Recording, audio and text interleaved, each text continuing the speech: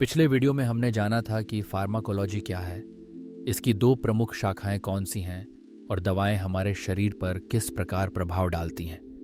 लेकिन क्या आपने कभी यह सोचा है कि दवा लेने के बाद वह शरीर में कैसे यात्रा करती है, कैसे वह प्रभाव डालने के लिए अपने गंतव्य तक पहुंचती है, बदलती है और अंत में शरीर से बाहर निकलती है। आज हम इसी अद्भुत यात्रा को विस्तार से समझेंगे। ADME अर्थात अवशोषण, अब्जॉर्प्शन, वितरण, डिस्ट्रीब्यूशन, चयापचय, मेटाबॉलिज्म और उत्सर्जन, एक्सक्रीशन। आइए शुरू करते हैं अध्याय 2 फार्माकोकाइनेटिक्स की इस रोमांचक कहानी के साथ। सबसे पहले बात करते हैं अवशोषण की। जब भी कोई दवा मुंह से ली जाती है तो उसका पहला पड़ाव होता है गैस्ट्रोइंटेस्टाइनल ट्रैक्ट। यहीं से दवा का अवशोषण शुरू होता है, यानी दवा अपने प्रशासन स्थल से रक्त प्रवाह में प्रवेश करती है। यह अवशोषण मुख्यतः 4 प्रकार के तंत्रों के माध्यम से होता है। पहला है निष्क्रिय प्रसार यानी पैसिव डिफ्यूजन। यह सबसे सामान्य तरीका है जिसमें दवा ऊंची सांद्रता वाले क्षेत्र से कम सांद्रता की ओर झिल्ली के आर पार जाती है। यह प्रक्रिया दवा की लिपिड घुलनशीलता और उसके आयनीकरण अर्थात दवा के चार्ज पर निर्भर करती है। यदि दवा लिपिड घुलनशील है तो वह आसानी से झिल्ली पार कर लेती है। दूसरा तरीका है सुगम प्रसार, फैसिलिटेटेड डिफ्यूजन।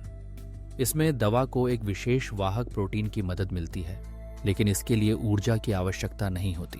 तीसरा तरीका है सक्रिय परिवहन, एक्टिव ट्रांसपोर्ट, जिसमें दवा को सांद्रता प्रवणता के विरुद्ध ले जाया जाता है और इसमें ऊर्जा का उपयोग होता है। अक्सर ऐसे तंत्रों की आवश्यकता उन दवाओं को होती है जो शरीर के लिए आवश्यक या विषैली होती हैं। चौथा तरीका है पिनोसाइटोसिस, जिसमें कोशिका झिल्ली दवा को घेर कर एक पुटिका बना लेती है और दवा को भीतर ले जाती है। अवशोषण की दर और मात्रा को कई कारक प्रभावित करते हैं। दवा की घुलनशीलता, उसकी खुराक का रूप जैसे टेबलेट, कैप्सूल, सिरप, प्रशासन का मार्ग, मुंह, इंजेक्शन, त्वचा, रक्त प्रवाह की तीव्रता, गैस्ट्रिक खाली होने की दर और भोजन की उपस्थिति आदि। उदाहरण के लिए खाली पेट दवा तेजी से अवशोषित हो सकती है, लेकिन कुछ दवाओं को भोजन के साथ लेना आवश्यक होता है। अब बात करते हैं वितरण की। एक बार दवा रक्त प्रवाह में पहुंच गई तो उसकी यात्रा रक्त से विभिन्न ऊतकों और अंगों की ओर शुरू होती है। इसे ही वितरण कहते हैं। वितरण की प्रक्रिया को कई कारक प्रभावित करते हैं। सबसे पहला है क्षेत्रीय रक्त प्रवाह, अर्थात शरीर के कौन से हिस्से में कितना रक्त जाता है। हृदय, यकृत, गुर्दे और मस्तिष्क जैसे अंग जहां रक्त प्रवाह अधिक होता है वहां दवा तेजी से पहुंचती है। वहीं चर्बी या हड्डी जैसे ऊतकों में दवा पहुंचने में समय लग सकता है। दूसरा महत्वपूर्ण कारक है दवा की लिपिड घुलनशीलता। लिपिड घुलनशील दवाएं आसानी से कोशिका झिल्ली पार कर विभिन्न अंगों में पहुंच जाती हैं। तीसरा है प्लाज्मा प्रोटीन बंधन। रक्त में कई दवाएं प्लाज्मा प्रोटीन, खासकर एल्ब्यूमिन से बंध जाती हैं। जब दवा प्रोटीन से बंधी होती है तो वह निष्क्रिय रहती है। केवल मुक्त दवा ही अपने लक्ष्य तक पहुंच सकती है और फार्माकोलॉजिकल प्रभाव डाल सकती है। वितरण में कुछ विशेष बाधाएं भी होती हैं, जैसे रक्त मस्तिष्क बाधा, ब्लड ब्रेन बैरियर, जो मस्तिष्क को कुछ दवाओं से सुरक्षित रखती है। केवल अत्यधिक लिपिड घुलनशील या विशिष्ट वाहक वाली दवाएं ही इस बाधा को पार कर पाती हैं। इसी तरह प्लेसेंटल बाधा भ्रूण को कुछ हानिकारक दवाओं से बचाती है, लेकिन यह पूरी तरह अभेद्य नहीं होती। इसलिए गर्भावस्था के दौरान दवा का चयन बहुत सोच समझ कर किया जाता है।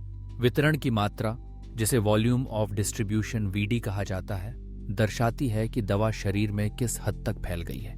यह पैमाना चिकित्सकों को सही खुराक निर्धारित करने में मदद करता है। तीसरा चरण है चयापचय, जिसे बायो ट्रांसफॉर्मेशन भी कहते हैं। यह मुख्य रूप से यकृत में होता है। यहाँ दवा को रासायनिक रूप से बदला जाता है ताकि वह अधिक पानी में घुलनशील हो जाए और आसानी से शरीर से बाहर निकाली जा सके।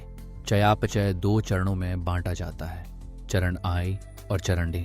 चरण I में दवा के अणु में कार्यात्मक समूह जोड़े या उजागर किए जाते हैं, जैसे ऑक्सीकरण, कमी या हाइड्रोलिसिस। यह प्रक्रिया मुख्य रूप से साइटोक्रोम P450 CYP50 एंजाइमों द्वारा होती है। चरण 2 में दवा या उसके मेटाबोलाइट को पानी में घुलनशील यौगिकों जैसे ग्लूकुरोनिक एसिड से जोड़ दिया जाता है। इससे दवा निष्क्रिय हो जाती है और उत्सर्जन के लिए तैयार हो जाती है। यहाँ एक और महत्वपूर्ण बात है, प्रथम पास चयापचय। जब दवा मुंह से ली जाती है तो वह सबसे पहले यकृत से होकर गुजरती है, जहां उसका एक बड़ा भाग चयापचित हो सकता है। इसका अर्थ है कि रक्त में पहुंचने से पहले ही दवा की सक्रिय मात्रा कम हो जाती है। इसी कारण से कुछ दवाओं की जैव उपलब्धता कम होती है। इसके अलावा कुछ दवाएं या पदार्थ चयापचय एंजाइमों की गतिविधि को बढ़ा, एंजाइम प्रेरण या घटा, एंजाइम निषेध सकते हैं। इससे अन्य दवाओं के चयापचय में बदलाव आ सकता है, जो दवा-दवा इंटरेक्शन का कारण बन सकता है। आखिर में बात करते हैं उत्सर्जन की। ये वह प्रक्रिया है जिसमें दवा और उसके मेटाबोलाइट्स शरीर से बाहर निकाल दिए जाते हैं। मुख्य मार्ग है गुर्दे यानी वृक्क उत्सर्जन। इसमें 3 प्रक्रियाएं होती हैं, ग्लोमेरुलर निस्पंदन, ट्यूबलर पुनर्अवशोषण और ट्यूबलर स्राव। गुर्दों की कार्यक्षमता कम होने से दवा शरीर में जमा हो सकती है और विषाक्तता का खतरा बढ़ जाता है। कुछ दवाएं पित्त के माध्यम से उत्सर्जित होती हैं और मल के साथ बाहर निकलती हैं। वाष्पशील दवाएं जैसे एनेस्थेटिक्स फेफड़ों के जरिए बाहर जाती हैं।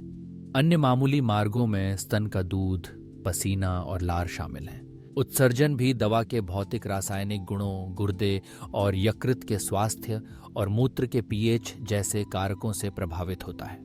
तो आज आपने जाना दवा शरीर में किस तरह यात्रा करती है, कैसे वह अवशोषित होती है, वितरित होती है, बदलती है और अंत में बाहर निकल जाती है। फार्माकोकाइनेटिक्स की समझ आपको सही खुराक की आवृत्ति और दवा के इंटरैक्शन एवं प्रतिकूल प्रभावों का अनुमान लगाने में मदद करती है। आशा है यह वीडियो आपके लिए उपयोगी रहा होगा। यदि आपको जानकारी पसंद आई हो तो लाइक करें, चैनल को सब्सक्राइब करें और कमेंट में बताएं कि फार्माकोलॉजी के अगले अध्याय में आप क्या सीखना चाहेंगे।